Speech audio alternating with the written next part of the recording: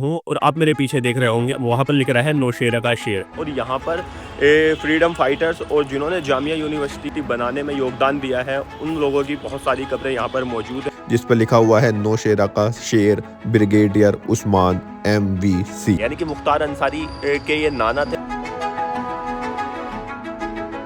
यहाँ तक कि मोहम्मद अली जिन्ना इनसे इतने इंस्पायर थे कि इन्हें पाकिस्तान लेकर जाना चाहते थे।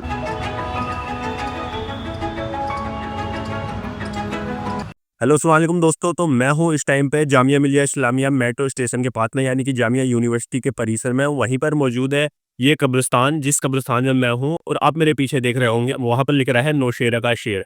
दरअसल मैं एक ऐसी शख्सियत के मकबरे पर हूँ जो बहुत ही बड़े फ्रीडम फाइटर थे और जिनका रिश्ता मुख्तार अंसारी से है। यानी कि मुख्तार अंसारी के ये नाना थे और इन्होंने अंग्रेजों से बहुत लड़ाई लड़ी है। यहाँ तक कि मोहम्मद अली जिन्ना इनसे इतने इंस्पायर थे कि इन्हें पाकिस्तान लेकर जाना चाहते थे, बट ये नहीं गए। इन्होंने ठुकरा दिया। इन्होंने कहा कि मैं हिंदुस्तानी हूँ और हिंदुस्तान में रहना चाहता हूँ और हिंदुस्तान में ही मैं मरूंगा।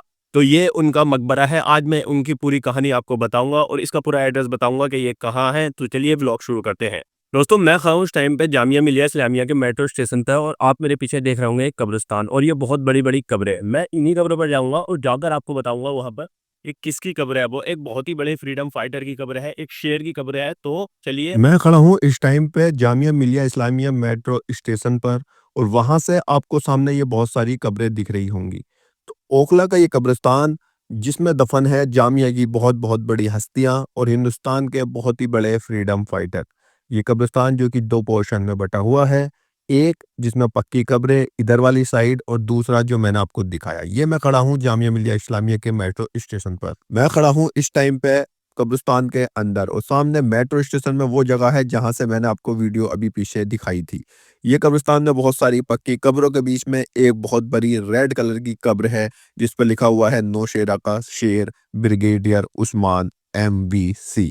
चलिए, तो ब्रिगेडियर उस्मान के बारे में मैं आपको बताऊंगा। पहले मैं आपको बता दूं नौशेरा का शेर इस कब्र पर क्यों लिखा हुआ है। और हाल ही में कुछ दिन पहले जेल में बंद एक राजनेता जिनका नाम मुख्तार अंसारी था, उनकी मौत हुई थी, जो कि काफी ट्रेंडिंग में रहे थे। तो आखिर मुख्तार अंसारी से इनका क्या रिश्ता है, तो चलिए मैं आपको सब कुछ बताता हूँ। 1947 को भारत पाकिस्तान के कश्मीर युद्ध की लड़ाई चल रही थी। युद्ध में पाकिस्तान की तरफ से चारों तरफ से गोलियां चल रही थी। भारतीय सैनिकों का मनोबल गिर रहा था, पर वहां पर थे ब्रिगेडियर उस्मान। उन्होंने भारतीय सेना को मोटिवेट किया और कहा कि आगे बढ़ते रहो। उस टाइम पर नौशेरा लगभग कब्जा हो चुका था। नौशेरा उस जगह का सबसे ऊंचा स्थान था जहां पर अगर पाकिस्तान कब्जा कर लेती तो आज जम्मू और वैष्णो देवी पाकिस्तान के कब्जे में होता। पर ब्रिगेडियर उस्मानी ने अपनी सेना को लेकर महज 9 घंटे में नौशेरा की लड़ाई को जीत लिया और पाकिस्तान को इसमें हार का सामना करने पड़ा। इस लड़ाई के बाद में ब्रिगेडियर उस्मानी को नौशेरा का शेर कहा जाने लगा। उसके बाद पाकिस्तान ने 50,000 रुपए, जो कि उस टाइम के ब्रिगेडियर उस्मान पर इनाम रखा था कि ब्रिगेडियर उस्मान को जो भी पकड़ कर लाएगा उसे 50,000 रुपए इनाम में दिया जाएगा। भारत के कई सैन्य इतिहासकारों की राय है कि अगर ब्रिगेडियर उस्मान की समय से पहले मौत ना होती तो वो शायद भारत के पहले मुस्लिम थल सेना अध्यक्ष होते। तो चलिए अब बात करते हैं ब्रिगेडियर उस्मान के जीवन के बारे में। उस्मान का जन्म 15 जुलाई 1912 को बीबीपुरा अलीगढ़ उत्तर प्रदेश में हुआ था। उनके पिता काजी मोहम्मद फारूक बनारस शहर के कोतवाल थे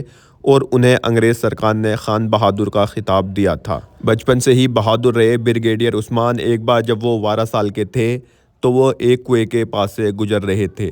उसके चारों तरफ भीड़ जमा देखकर वो वहां रुक गए। जब पता चला कि एक बच्चा कुएं में गिर पड़ा है, तब 12 साल के उस्मान ने आओ देखा ना ताओ, वो उस बच्चे को बचाने के लिए कुएं में कूद पड़े। उस्मान बचपन में हकलाया करते थे।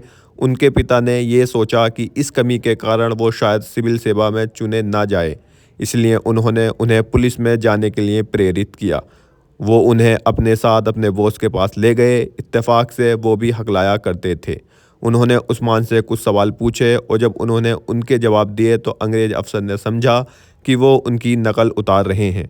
वो बहुत नाराज हुआ और इस तरह उस्मान का पुलिस में जाने का सपना टूट गया। उस्मान ने सेना में जाने का फैसला किया। उन्होंने सैंडहर्स्ट में चुने जाने के लिए आवेदन किया और उनको चुन लिया गया। 1 फरवरी 1934 को वो सैंड हर्स्ट के पास होकर निकले। वो इस कोर्स में चुने गए 10 भारतीयों में से एक थे। सैम, मानेकशॉ और मोहम्मद मूसा उनके बैचमेट थे, जो बाद में भारतीय और पाकिस्तानी सेना के चीफ बने। वर्ष 1947 तक वो ब्रिगेडियर बन चुके थे। वो एक वरिष्ठ मुस्लिम सैन्य अधिकारी थे, इसलिए हर कोई उम्मीद कर रहा था कि वो पाकिस्तान जाना पसंद करेंगे, लेकिन उन्होंने भारत में ही रहने का फैसला किया।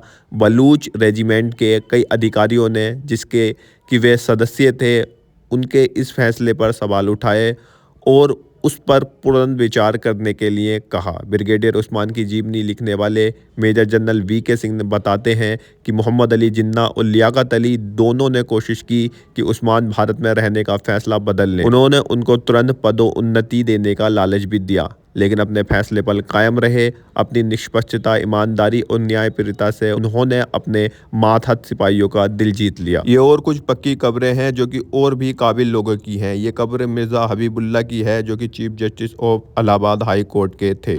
इस कब्रिस्तान में बहुत सारी पक्की कब्रें हैं, यानी कि मोस्टली इस कब्रिस्तान में जहाँ पर मैं खड़ा हूँ बहुत सारी पक्की कब्रें हैं। और यहाँ पर फ्रीडम फाइटर्स और जिन्होंने जामिया यूनिवर्सिटी बनाने में योगदान दिया है, उन लोगों की बहुत सारी कब्रें यहाँ पर मौजूद हैं। इसी के पीछे वो एक और कब्रिस्तान है, वहाँ पर कच्ची कब्रें हैं, बट यहाँ पर मोस्टली ज़्यादा पक्की कब्रें और मकबरे बने हुए हैं। जैसे इस तरीके से आप देख सकते हो, यहाँ पर ये नाम लिखा हुआ है। उधर मैं आपको अभी दिखा देता हूँ। और इनका तो बहुत ही बड़ा परिसर है ये, मुझे अभी इसका पता नहीं है कि ये कब्र किसकी है। बाकी मैं आपको उधर नाम दिखा देता हूँ कि ये किसकी कब्र है। वहाँ पर नाम लिख रहा था, तो ये बहुत ही ज़्यादा मतलब धुंधला सा लिख रहा है। आप देख सकते हो, ये बहुत ही ज़्यादा मतलब दिख नहीं रहा है साफ नाम क्या लिख रहा है ये, बट डॉक्टर अहमद अंसारी तो मेरी समझ में आ रहा है। ये इधर की साइड और भी बहुत सी कब्रें हैं जो कि जामिया मिलिया इस्लामिया के वाइस चांसलर और चांसलर की कब्रें हैं। इन कब्रों पर उनके नाम लिखे हुए हैं, मुशीरुल हसन और डेट ऑफ बर्थ और कब उनका इंतकाल हुआ था। और इधर की साइड और बहुत सी कब्रें हैं जो कि संगमरमर के पत्थर से बनी हुई हैं। ये सारी कब्रें जो पक्की कब्र इस कब्रिस्तान में मौजूद है। नौशेरा की लड़ाई के बाद ब्रिगेडियर उस्मान का हर जगह नाम हो गया और रातों रात वो देश के हीरो बन गए। JA के डिवीज़न के general officer commanding major general Kulwant Singh ने एक प्रेस कॉन्फ्रेंस का नौशेरा की सफलता का पूरा सेहरा 50 पैरा ब्रिगेड के कमांडर ब्रिगेडियर उस्मान के सिर पर बांधा।